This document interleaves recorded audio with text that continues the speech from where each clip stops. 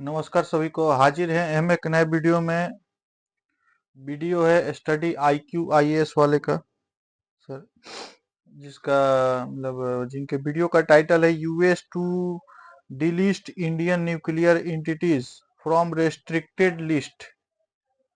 हाँ, अभी Joe Biden सरकार है, बाइडेन राष्ट्रपति हैं, उन्होंने कुछ मतलब जो भारत और ये अमेरिका के बीच में जो अमेरिका ने जो परमाणु भारत के कुछ परमाणु कंपनीज, चाहे चाहे न्यूक्लियर से रिलेटेड कुछ कंपनीज पे उन्होंने रिस्ट्रिक्ट लगा दिया था, उन्होंने पाबंदी लगा दिया था। उसको बाइडेन सरकार जाते से मतलब बाइडेन सरकार अभी खत्म होने वाले हैं, मतलब कुछ दिन ही उनका सरकार का दिन बचा हुआ है, फिर उसका जो डोनाल्ड ट्रंप आ जाएंगे तो वो मतलब इन सब कंपनियों पर जो पाबंदी लगाए थे 1998 के बाद, 1998 में, तो उन सब कंपनीज पे अब मतलब पाबंदी हटा रहे हैं।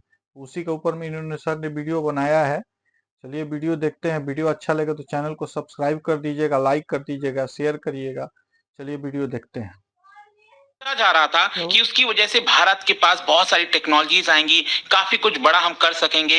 वैसा ऐसा कुछ हो नहीं पाया, क्योंकि यहां पर मैं आपको बता दूं कि अभी भी अमेरिका भारत के कुछ कंपनीज को रिस्ट्रिक्टेड लिस्ट में डाल रखा है। लेकिन मैं आपको बता दूं, जो बाइडेन अपना ऑफिस छोड़ने से पहले एक बहुत बड़ा काम करके जा रहे हैं। यहां पर बोला यह जा रहा है कि अमेरिका फाइनली भारत के कुछ कंपनीज के ऊपर जो रिस्ट्रिक्शंस लगा रखा था उसको अब हटा देगा। ये आप देख सकते हो खबर, US to remove regulations preventing civil nuclear cooperation with India.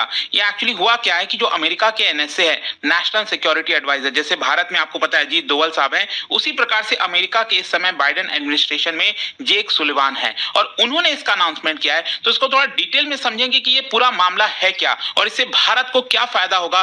काफी कुछ जानने को है, चलिए आगे बढ़ते हैं। लेकिन उससे पहले आप सबको बता दूं कि आप में से जो भी लोग यूपीएससी की प्रिपरेशन कर रहे हैं, 2025 का प्रीलिम्स वाला बैच लेना चाहते हैं एसआईपी, या फिर 2026 और 27 के लिए अगर आप फाउंडेशन बैच लेना चाहते हैं जिसके अंदर प्रीलिम्स, मेंस, इंटरव्यू सब कुछ की तैयारी कराई जाती है, तो यूज करना है आपको ये कोड अंकित लाइव, ताकि आप मैक्सिमम डिस्काउंट ले सकें। और इसका जो लिंक है वो कमेंट सेक्शन में दिया हुआ है। और इसके अलावा अगर आप एमसीक्यूज अटेम्प्ट करना चाहते हैं तो मेरे इंस्टा पेज पर जाइए, वहां पर स्टोरीज में जितने भी एमसीक्यूज हैं उसको भी आप अटेम्प्ट कर पाएंगे। तो चलिए शुरुआत करते हैं और सबसे पहले ये देखते हैं कि एग्जैक्टली हुआ क्या है। देखिए यहां पर जो यूएस नेशनल सिक्योरिटी एडवाइजर हैं जेक सुलिवान, उन्होंने कल ही अनाउंसमेंट किया है कि यूएस फाइनली यहां पर स्टेप्स ले रहा है ताकि जो काफी लंबे समय से सिविल न्यूक्लियर कॉपरेशन भारत और अमेरिका के बीच में काफी सारे रिस्ट्रिक्शंस लगे हुए थे, उस रिस्ट्रिक्शंस को हटाया जाएगा, ताकि यहां पर भारत के पास जो सोफिस्टिकेटेड टेक्नोलॉजीज हैं, जो यहां पर सिर्फ अमेरिका के पास है,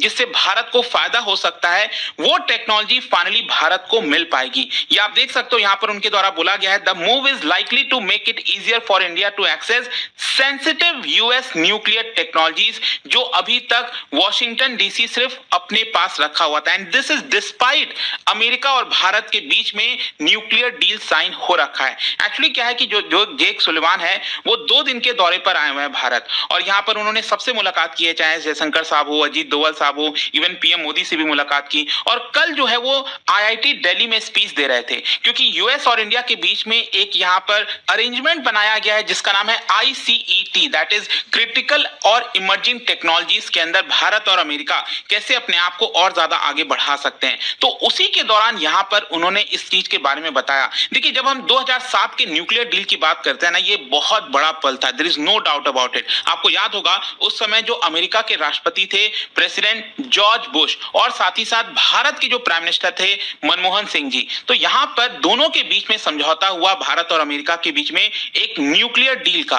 तो आपको याद भी होगा जब उस न्यूक्लियर डील को भारत के पार्लियामेंट से पास भी कराना था तो मनमोहन सिंह जी काफी ज्यादा अड़ भी गए थे, क्योंकि उस समय कोalition की सरकार थी, यूपीए के पास, कांग्रेस के पास अपना फुल मेजॉरिटी नहीं था। जो लेफ्ट पार्टीज हैं वो अपना सपोर्ट उन्होंने वापस ले लिया था, वो जिद पर अड़ गए थे कि यहां पर हम न्यूक्लियर डील को पास नहीं होने देंगे भारत के पार्लियामेंट से। लेकिन कैसे जैसे करके फाइनली जो पार्लियामेंट से पूरा बिल है वो पास हो गया था। लेकिन यहां पर जो जेक सुलिवान है उन्होंने कल बोला कि अभी तक उस डील को फुल तरीके से रियलाइज नहीं किया जा सका है, मतलब उसका जो पोटेंशियल है अभी तक पूरा नहीं किया गया है। और देखिए 2007 का ये जो डील था उससे भारत को काफी हद तक फायदा भी हुआ, क्योंकि उस डील के अंदर ये लिखा हुआ था कि भारत यहाँ पर जो ड्यूअल यूज न्यूक्लियर टेक्नोलॉजी है वो अमेरिका से खरीद सकेगा। आपको पता ही है ड्यूअल यूज न्यूक्लियर टेक्नोलॉजी का मतलब ये हुआ एक ऐसी टेक्नोलॉजी जो भारत सिविल पर्पस के लिए भी यूज कर सकता है, जैसे कि न्यूक्लियर प्लांट में जो एनर्जी है, जो इलेक्ट्रिसिटी है, उसको प्रोड्यूस करना,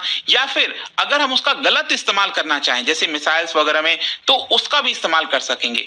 तो ड्यूअल यूज न्यूक्लियर टेक्नोलॉजी जल्दी से अमेरिका देता नहीं है किसी को कि कहीं उसका गलत इस्तेमाल ना हो जाए। तो इसी की वजह से यहां पर जो डील साइन हुआ था तो वो टेक्नोलॉजी भारत को मिल सकती थी, और साथ ही साथ जो इक्विपमेंट हो गया, मटेरियल हो गया, क्योंकि प्लूटोनियम का रिप्रोसेसिंग करना है, यूरेनियम का एनरिचमेंट करना है, वो सब टेक्नोलॉजी भारत को अमेरिका से मिल सकती थी इस पर्टिकुलर डील की वजह से। और सिर्फ यही नहीं, क्योंकि अमेरिका और भारत के बीच में ये डील हुआ था, इसकी वजह से वेस्टर्न कंट्रीज, बाकी के जितने भी कंट्रीज हैं, चाहे यूके है, जर्मनी है, बहुत सारे जो वेस्टर्न कंट्रीज हैं, उनके साथ भी भारत अच्छे से कोऑपरेट कर पाया। और इसी का नतीजा है, आपको याद होगा डोनाल्ड ट्रंप 2019 में जब भारत आए थे तो दोनों के बीच में एग्रीमेंट हुआ था कि 6 US nuclear power plant Bharat में बनाया जाएगा। लेकिन देखिए क्या है ना कि ये सारी चीजें, ये जो भी चीज मैंने आपको बोला, इसमें से काफी सारी चीजें जो है वो सिर्फ पेपर पे ही रह गई। यहां पर 6 न्यूक्लियर पावर प्लांट के बारे में अभी तक किसी को पता ही नहीं है कब बनेगा, क्या होगा। अब इसमें प्रॉब्लम क्या है,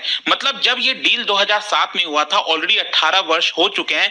प्रॉब्लम क्या है, देखो प्रॉब्लम मैं आपको बताता हूं। यहां पर जो यूएस थिंक टैंक है, उनका ये कहना है कि अमेरिका और भारत के बीच में जो यहां पर कमिटमेंट हुआ था वो भारत फुलफिल नहीं कर रहा है। अब ये कमिटमेंट है क्या, ये समझने की जरूरत है। देखो क्या है ना कि जो इंटरनेशनल रूल्स है वो क्या कहता है, मान लीजिए कल के डेट में कोई सपोज न्यूक्लियर प्लांट अगर हमने कहीं से खरीदा, मान लीजिए जो टेक्नोलॉजी है वो हमने अमेरिका से खरीदा, और उस न्यूक्लियर प्लांट का टेक्नोलॉजी हमने भारत के अंदर इंप्लीमेंट किया, पूरा न्यूक्लियर पावर प्लांट बनाया अमेरिका के साथ मिलकर, ठीक है। और कल के डेट में मान लो वो न्यूक्लियर पावर प्लांट में कोई प्रॉब्लम हो जाती है, कोई लीकेज हो जाती है, यहां पर लोगों की मृत्यु हो जाती है, मतलब कुछ भी हो सकता है ना, डिजास्टर मान लो कल के डेट में, तो उसका कंपनसेशन कौन भरेगा। अब देखिए अमेरिका का कहना है कि इंटरनेशनल रूल ये कहता है कि जो उस पावर प्लांट को ऑपरेट कर रहा है, जैसे मान लीजिए टेक्नोलॉजी तो हमने ले लिया अमेरिका से और उसको ऑपरेट कर रहा है भारत में, मान लीजिए टाटा या फिर रिलायंस या फिर अडानी, कोई भी जो इसमें एक्सपर्ट है, या फिर मान लो भारत सरकार उसको ऑपरेट कर रही है, तो कल के डेट में अगर कोई डिजास्टर होता है तो यहां पर उसका कंपनसेशन कौन भरेगा। तो अमेरिका कहता है कि जो ऑपरेट कर रहा है वो भरेगा, लेकिन भारत का ये कहना है कि जिससे हमने ये टेक्नोलॉजी ली है, जिससे ये पावर प्लांट एक प्रकार से बनाया गया है, उनकी ये जिम्मेदारी बनेगी। लेकिन अमेरिका का कहना है कि नहीं, ये तो हम नहीं होने दे सकते। And that is one of the biggest reason जिसकी वजह से भारत और अमेरिका के बीच में न्यूक्लियर कॉपरेशन उतने बड़े स्तर पर नहीं हो पाया। और इसी का नतीजा था कि बाकी देशों के साथ भी हम इतना ज्यादा कॉपरेट नहीं कर पाए, एक्सेप्ट रशिया के साथ तो कॉपरेशन चलता ही है न्यूक्लियर पावर प्लांट पे, हम सबको पता है। तो ये एक कारण है जिसकी वजह से भारत ने जो टारगेट रखा था कि 2020 में हम 20,000 मेगावाट ऑफ न्यूक्लियर पावर जो है वो प्रोड्यूस करेंगे, उसको शिफ्ट करके 2030 कर दिया, क्योंकि हमारे पास वो टेक्नोलॉजी नहीं आ पाया। और साथ ही साथ यूएस का यह भी कहना था कि देखिए भारत ने एनपीटी को भी साइन नहीं किया है, that is nuclear non proliferation जो ट्रीटी है वो भारत नहीं मानता है, भारत ने इसको ज्वाइन नहीं किया। तो इसकी वजह से यूएस अभी तक चीजों को नहीं कर रहा था। और देखिए क्या हुआ था 1998 में जो न्यूक्लियर टेस्ट किया गया था भारत के द्वारा, एपीजे अब्दुल कलाम सबको याद है, तो यहां पर उसके जस्ट बाद अमेरिका ने क्या किया, भारत के लगभग 200 कंपनीज को रिस्ट्रिक्शन लिस्ट में डाल दिया, रिस्ट्रिक्ट कर दिया, उसके ऊपर बैन लगा दिया, प्रतिबंध लगा। ये जो अमेरिका ने पाबंदी लगाया था ये 1998 में लगाया था, जब भारत ने पोखरण में परमाणु जो परीक्षण किया था, उस समय हमारे देश के प्रधानमंत्री स्वर्गीय अटल बिहारी वाजपेयी जी थे, और एपीजे अब्दुल कलाम जी के निरीक्षण में यह परमाणु परीक्षण हुआ था। जो अमेरिका मतलब पूरा कसर लगा दिया था कि मतलब ये इंडिया परमाणु परीक्षण न करे, जहां तक जमीन से लेकर के आसमान तक पूरा दम लगा दिया था, सैटेलाइट से चेक कर रहा था, ठीक है, कि इंडिया ये परीक्षण न करे। लेकिन वाजपेयी जी के सरकार ने उस टाइम वाजपेयी जी के सरकार के अंदर में उन्होंने उस टाइम परमाणु परीक्षण किया था, उसी टाइम से अमेरिका ने इन सभी कंपनीज पर, मतलब न्यूक्लियर कंपनीज जो भी है, उन सब पर पाबंदी लगा दिया था। तो ये जो बाइडन सरकार है, ये जो जाते जाते जो बाइडन सरकार जो करके जा रहे हैं, ये मतलब आगे चल के इंडिया और अमेरिका के लिए सकारात्मक ही खबर होगा। उसके बाद इंडिया भी परमाणु से रिलेटेड कुछ अच्छे डील कर पाएगा। उसके बाद क्या बोलेंगे, यही सब है। और भी वीडियो देखते हैं, वीडियो में आगे सर ने क्या एक्सप्लेन किया है, देखते हैं वीडियो, चलिए।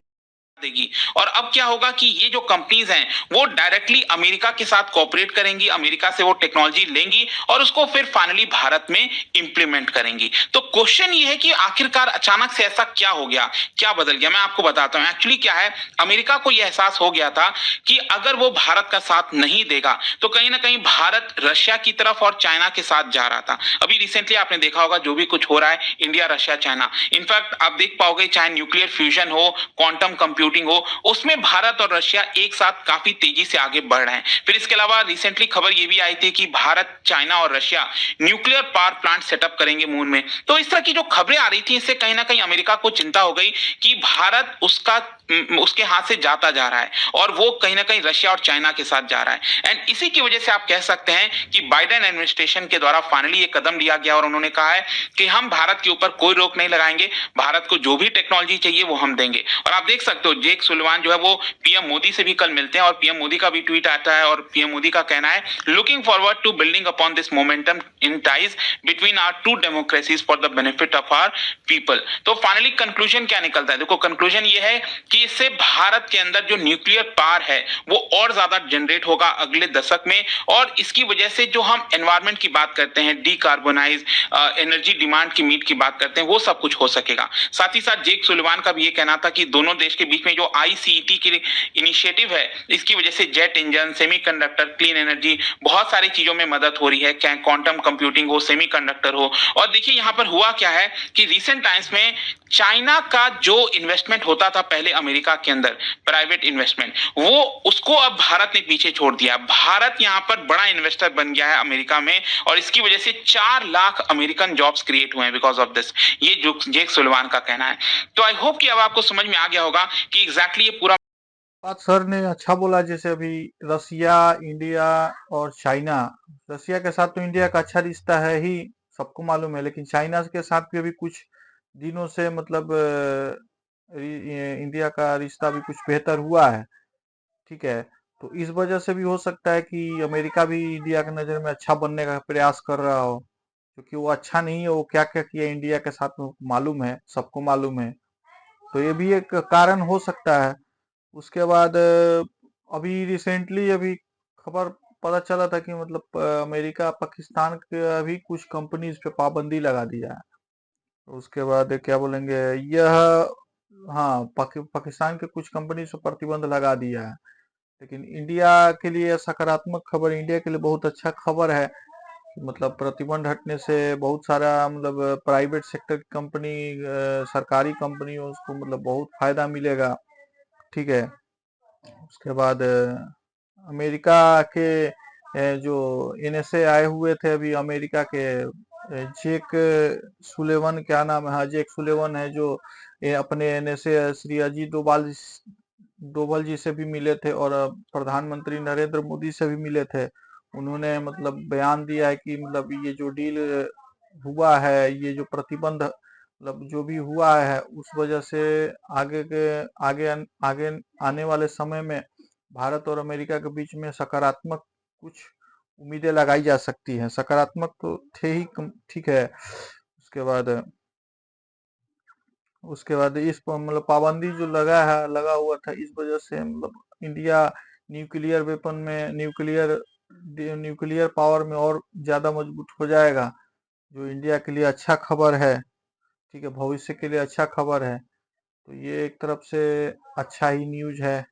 कुछ कंपनीज में अभी भी प्रतिबंध नहीं हटाया है। ठीक है, तो मतलब ये अच्छा खबर है।